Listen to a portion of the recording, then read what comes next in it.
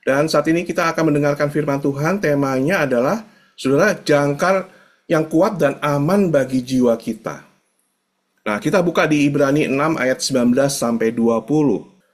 Pengharapan itu adalah sauh yang kuat dan aman bagi jiwa kita yang telah dilabuhkan sampai ke belakang tabir. 20, di mana Yesus telah masuk sebagai perintis bagi ketika ia menurut peraturan Melkisedek menjadi imam besar sampai selama-lamanya. Saudara, kalau kita perhatikan ya, kehidupan manusia di dunia ini nggak pernah lepas dari namanya ketidakpastian, saudara ya. Ada begitu banyak hal yang bisa mengguncangkan kita, saudara, dari hari ke hari. Ya, hari ini kita bekerja, besok mungkin kita di layoff, saudara, kehilangan kerjaan. Juga dengan kesehatan, hari ini feel-nya oke nih, tubuh kita kuat ya. Besok kita juga bisa jatuh sakit, saudara. Dan banyak lagi, ya, nggak pasti, saudara, dalam dunia ini. Nah, semua itu membuat manusia sering merasa nggak punya pegangan, saudara. Banyak orang akhirnya mencoba mencari jangkar ya atau pegangan yang bisa membuat mereka merasa aman, saudara. Ada yang menjadikan uang ya sebagai pegangan, sebagai jangkar mereka. Mereka berpikir, wah kalau tabungan cukup banyak pasti aman nih. Padahal uang dan harta bisa lenyap dalam sekejap, saudara. Ada juga yang menjanjikan kedudukan atau pekerjaan sebagai pegangan mereka. Kalau jabatan tinggi ya, pekerjaan mapan, wah aman deh. Itu juga bisa lenyap, saudara. Ada juga yang menjadikan orang lain sebagai, pegangannya, sandarannya. Ya, pasangan hidup, keluarga, sahabat. Tapi, saudara, ya, orang itu bisa berubah, saudara. Bahkan orang yang paling kita percaya juga bisa mengecewakan kita. Nah, hanya ada satu jangkar, saudara, yang kita bisa pegang di dunia ini, yang memang nggak pasti, yang nggak menentu ini ya. Yaitu apa, saudara?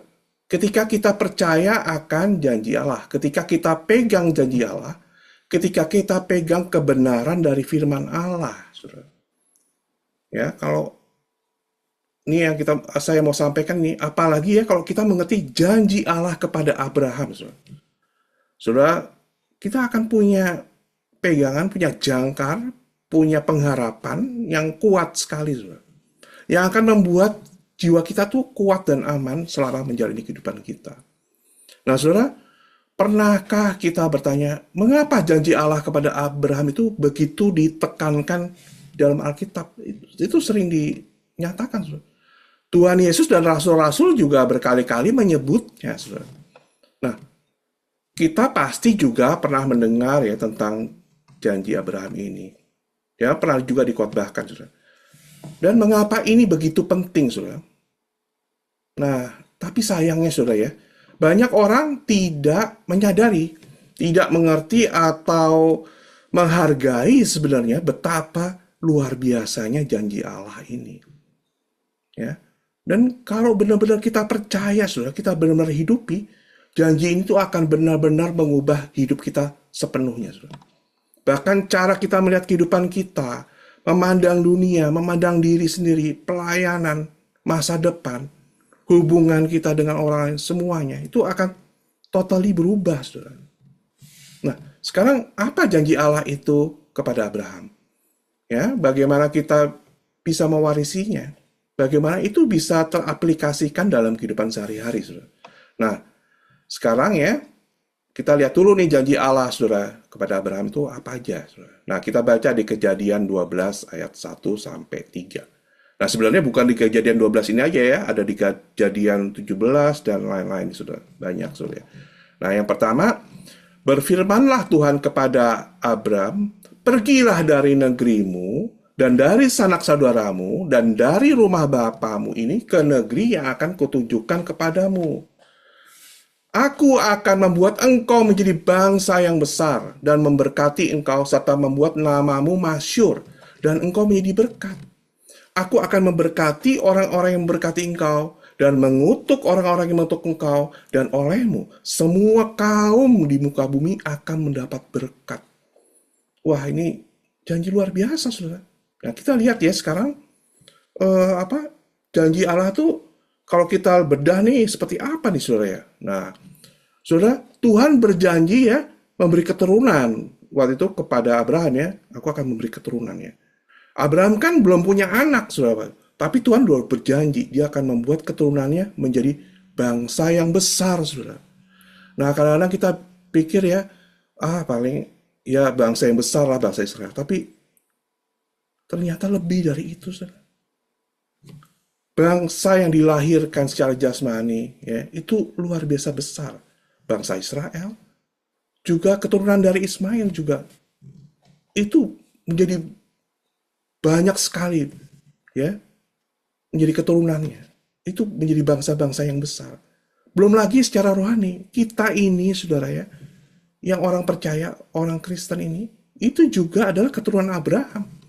Besar sekali loh. Ini bicaranya miliar, saudara. Billion orang. Nah seperti itu. Jadi luar biasa. Nah Tuhan juga berjanji memberikan tanah nih. Nah apa itu saudara ya? Itu ya tanah Kanaan, tanah perjanjian yang memang dijanjikan Tuhan kepada Abraham, saudara. Nah ini bukan tanah yang kecil, saudara. Ya, saya khotbah minggu lalu tuh saya sampaikan, saudara, bahwa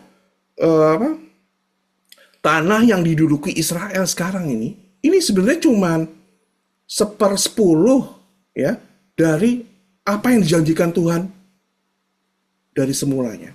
Kan Tuhan bilang, saya akan memberikan tanah Kanaan dengan batas-batasnya. Itu ternyata masih kecil tuh. Nah, tanah Kanaan yang dijanjikan Tuhan tuh besar banget, saudara. Nah, contohnya saudara ya, kalau ada orang kaya, orang baik nih, mau kasih tanah sama saudara. Saya mau kasih tanah kepada kamu. Oh ya, terima kasih Pak. Puji Tuhan. Berapa? Ya, kira-kira 500 meter. Waduh, seneng banget saudara. Nah, ini saudara, ini Tuhan bilang, saya akan memberikan tanah Kanaan, tanah perjanjian. Kalau mungkin bahasa sekarang berapa, Tuhan, berapa besar? Ya, kira-kira besarnya se-Malaysia, se-Filipina. Itu luar biasa, saudara. Itu karena ukurannya kita hitung ya, itu sekitar 300.000 kilometer persegi. Bayangkan, saudara. Ya, saya mau kasih kayak negara Vietnam kepada kamu, sebesar itu. Waduh, itu bisa shock, saudara. Saking, itu luar biasa gitu ya. Nah, kemudian Tuhan juga berjanji memberi berkat kepada Abraham, saudara. Janji Tuhan tuh Abraham tuh memberkati ya, dan menjadikan Abraham menjadi berkat bagi banyak orang. Nah, kalau di Alkitab tuh dikatakan Abraham tuh sangat kaya, banyak ternaknya, banyak orang-orang di rumahnya, pegawainya tuh banyak banget, saudara. Nah, ini saudara kalau di Jakarta tuh sering ya, di Indonesia tuh saya dengar menjadi crazy rich nih, saudara. Ya, luar biasa kayanya nih, saudara. Abraham. Karena bahasa aslinya tuh kayanya itu, sangat kaya itu adalah berat gitu. Kayaknya berat. Itu artinya banyak kaya banget itu. Jadi crazy rich tuh. Ini nggak main-main tuh janji. Nah, Tuhan juga berjanji memberi Abraham nama besar ya tuh. Oh, saudara, ya, nama Abraham tuh kan dikenal di mana-mana. Bukan hanya kita orang Kristen ya. Orang saudara kita di seberang juga sangat dihormati namanya. Menjadi bapak orang percaya lagi. Waduh. Seluruh dunia tahu, saudara. Dan juga yang terakhir, Tuhan berjanji menjadikan Abraham itu apa? Berkat bagi segala bangsa, saudara. Ini puncaknya, saudara ya. Keturunan Abraham itu kan sampai kepada Yesus Kristus. Dan kita tahu Tuhan Yesus itu adalah pokok keselamatan, ya, berkat dan terang bagi seluruh dunia. Bayangin ini, saudara ya. Jadi janji Allah kepada Abraham itu bukan janji biasa. Nah sekarang, saudara, nah apa hubungannya dengan kita nih? Ya, apa? Nah, saudara, ini yang sering dilupakan. Janji ini ternyata bukan hanya untuk dia aja. Bukan hanya untuk bangsa Israel atau orang Yahudi saja. Tapi juga untuk kita, saudara. Semua yang percaya kepada Kristus. Ada amin, saudara. Nah, kita lihat ayatnya, saudara. Kita buka di Galatia 3 ayat 29.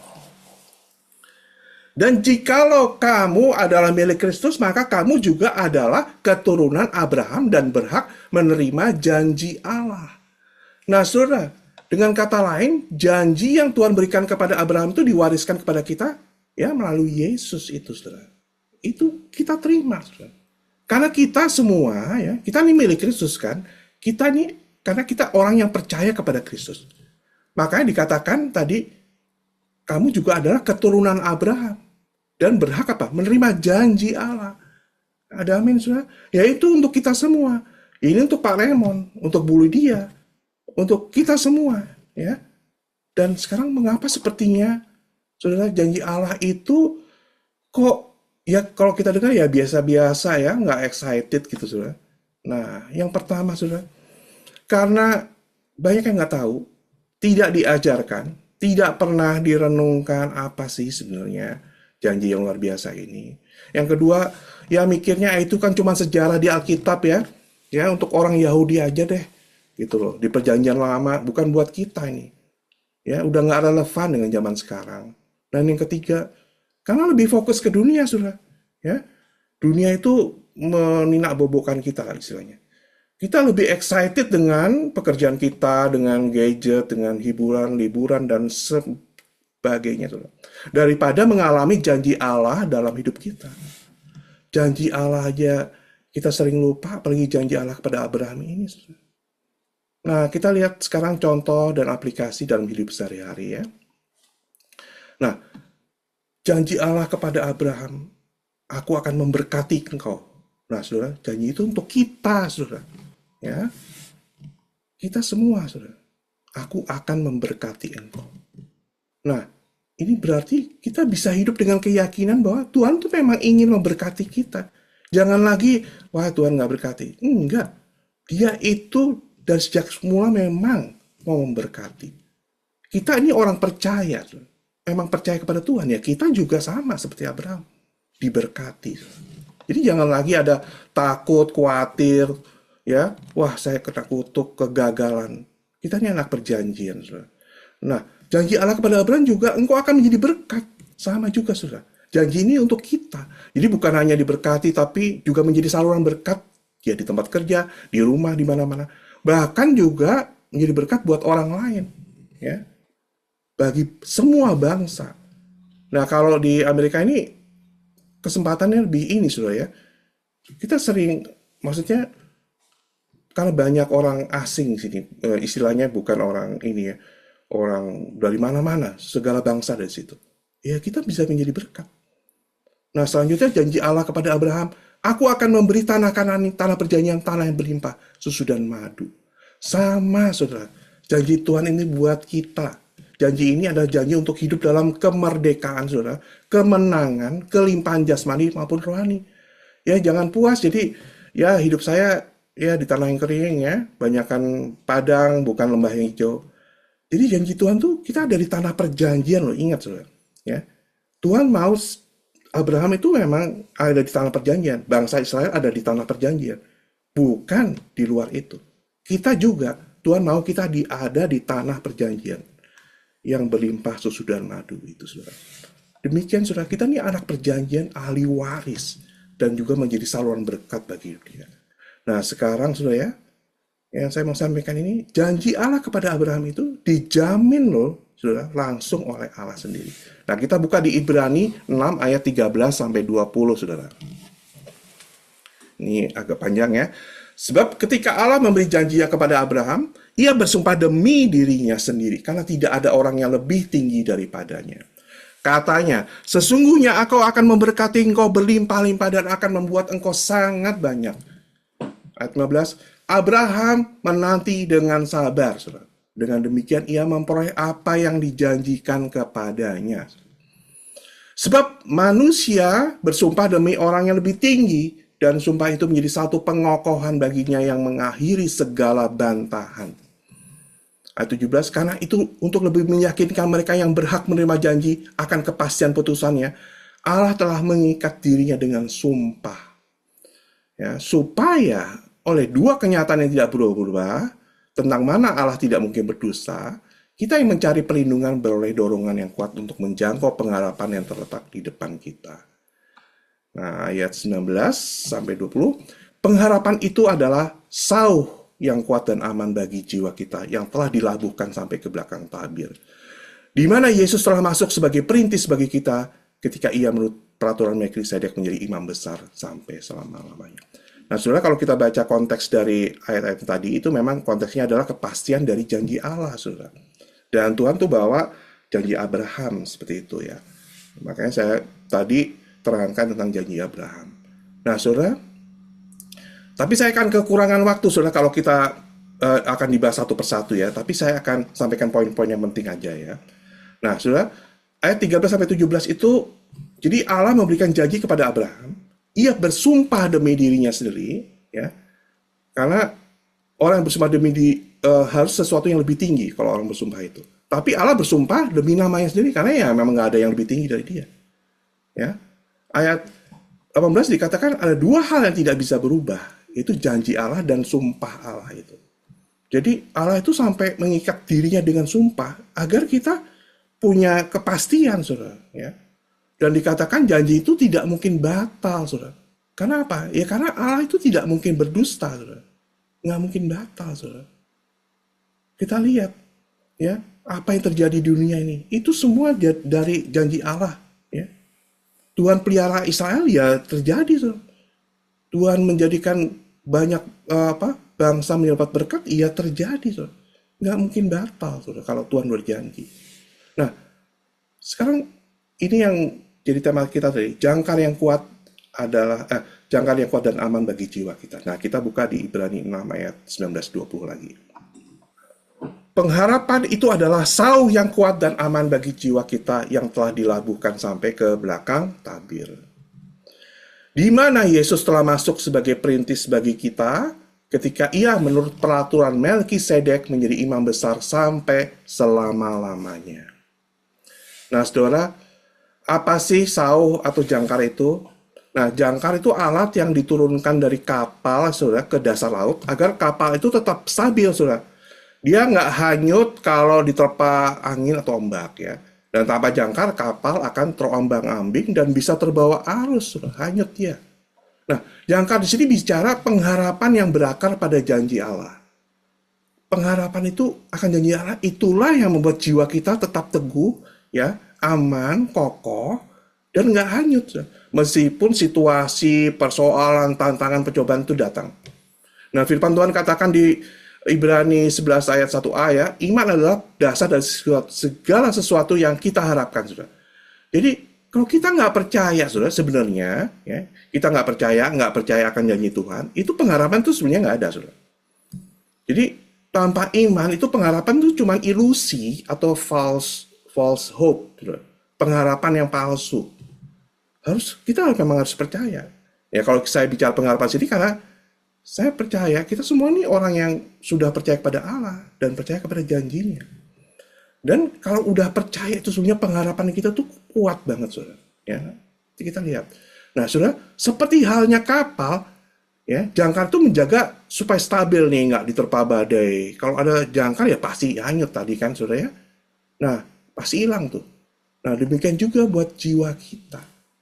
Tanpa kita percayakan janji Tuhan, ya, itu kita nggak ada pengharapan. Jiwa kita tuh nggak akan merasa aman dan kuat. Itu bisa hanyut. Apalagi kalau ada badai persoalan, pencobaan datang. Nah, dikatakan selanjutnya telah dilabuhkan sampai ke belakang tabir. Nah, saudara, kalau kita belajar tentang kemah suci di Perjanjian Lama, ya, ini kan tadi dikatakan telah dilabuhkan sampai ke belakang tabir, itu apa maksudnya?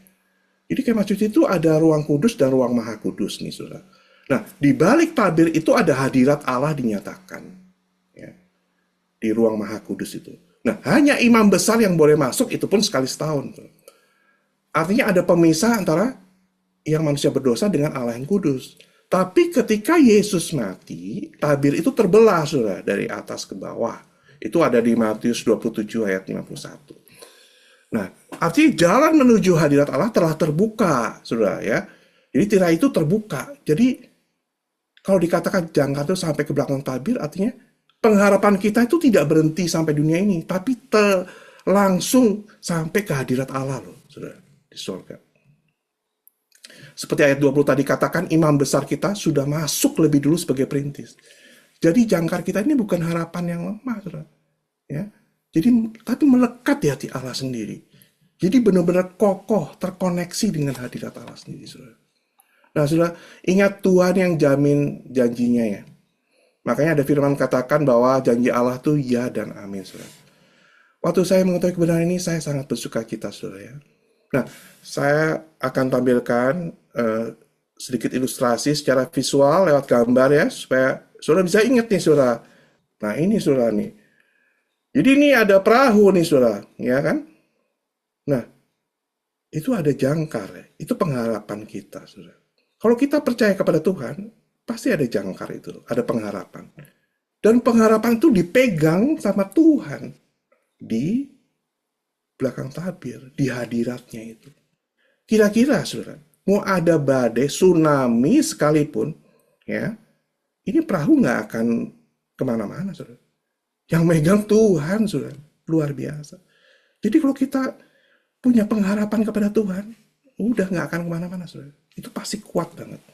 Dan kita akan menyaksikan kenyataan itu terjadi. Apa yang kita harapkan itu terjadi, saudara. Jadi, saudara, satu lagi mungkin ada filmnya. A solitary boat drifts over churning gray waters. Its crew heaves a heavy anchor toward the deep. Before the iron can sink, a vast radiant hand seizes it. Thunder roars and waves assault, yet the vessel does not budge. Held by the hand of God, the boat stands unshaken amid the storm. Ya, amin saudara ya. Jadi saudara, pengharapan itu Tuhan yang pegang tadi saudara. Nggak kemana-mana itu saudara. Ya, sekalipun badai tidak kemana-mana. Janji Allah ya dan amin saudara. Ya, seperti itu saudara. Lihat tangan Tuhan tadi pegang ya. Kuat banget saudara ya. Nah jadi saya akan tutup ini saudara ya. Kalau ada yang sakit saat ini, ada janji kesembuhan saudara. Oleh bilur-bilurnya kita menjadi sembuh. Dan semua yang datang kepada dia, firman Tuhan katakan semuanya disembuhkan. Mari saudara, kita yang percaya akan janji Tuhan, saudara, kita ini keturunan Abraham, berhak menerima janji Allah. Maka pengharapan kita akan menjadi kenyataan. Karena Tuhan yang pegang jangkar pengharapan kita. Ada amin saudara. Kalau ada yang kehilangan atau butuh pekerjaan, saudara, ada janji penyediaan saudara. Janji Tuhan, Allahku setia. Ia tidak akan membiarkan aku coba melampaui kekuatan. Dia akan memberikan jalan keluar. Mari saudara, kita percaya akan janji Tuhan ini. Kita ini keturunan Abraham saudara, berhak menerima janji ini juga. Maka pengharapan itu akan menjadi kenyataan karena Tuhan yang pegang jangkar pengharapan kita saudara. Dan kalau ada yang ragu akan menerima Tuhan, ada janjinya. Tuhan adalah gembalaku, tak akan kekurangan aku saudara. Mari kita percaya akan janji Tuhan ini saudara. Ya, kita semua nih keturunan Abraham sekali lagi berhak menerima janji. Maka kita akan melihat pengharapan itu akan menjadi kenyataan saudara. Karena Tuhan yang pegang itu saudara. Demikian saudara, firman Tuhan tidak akan saya panjangkan. Janji Allah ini kepada Abraham adalah janji yang luar biasa. Janji ini bukan saja diberikan kepada Abraham, tapi untuk kita semua saudara. Karena kita adalah orang yang percaya kepada Tuhan Yesus. Tuhan mau kita mengerti dan mengalami bahwa janji itu diikat dengan sumpahnya sendiri. Sehingga kita semua punya pengharapan atau jangkar yang kuat dan aman bagi jiwa kita. Dan lebih dari itu saudara, pengharapan itu sudah dilabuhkan ya, ada di hadirat Tuhan. Tuhan yang pegang janji jangkar pengharapan kita. Oleh karena jangan ragu lagi akan janji Allah saudara, percaya sepenuhnya akan firman-Nya. Seperti halnya Abraham yang mengalami janjinya, Tuhan juga mau kita mengalami janji-janjinya agar nama Tuhan ditinggikan, dimuliakan. Amin.